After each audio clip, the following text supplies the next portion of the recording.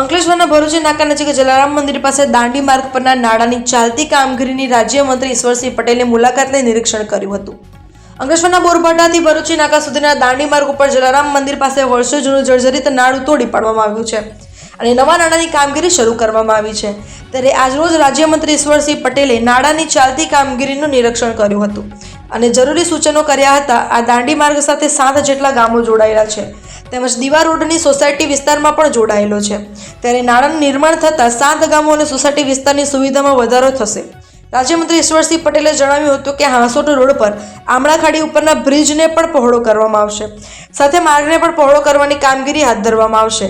આ મુલાકાત દરમિયાન તાલુકા પંચાયત સભ્ય અનિલ પટેલ, પાલિકાના ઇન્ચાર્જ પ્રમુખ ભાવેશ કાયસ્થ, કારોબારી અધ્યક્ષ નિલેશ પટેલ, શહેર ભાજપ પ્રમુખ ધર્મેન્દ્ર પુષ્કરણા સહિત પાલિકાના સભ્યો હાજર રહ્યા હતા।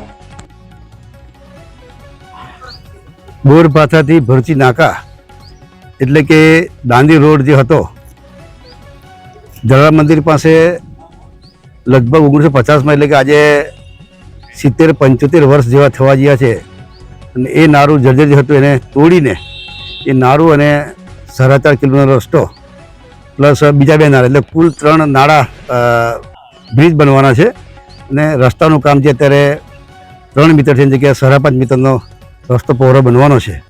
એમાં 5.5 કરોડ રૂપિયા કોસ્ટ થવા જાય છે અને વર્ષોથી જે પુલ જર્જરિત હતો અને હમણાં છેલ્લા 2-3 મહિનાથી એ પુલને બંધ કરવામાં આવ્યું હતું અને તાત્કાલિક નેશનલ હાઈવે તરફથી આ કામગીરીની શરૂઆત પણ થઈ છે।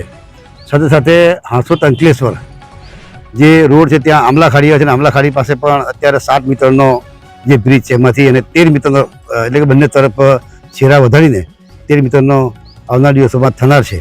ત્યારે આ જે રોડ છે ભરૂચી નાકાથી બોરભાટા સુધીમાં લગભગ 7 જેટલા ગામો આ બ્રિજ ઉપર લોકો પસાર થતા હતા અને અનેક એવી અંકલેશ્વર નગરની સોસાયટીઓ પણ આ રોડ ઉપર આવેલી છે।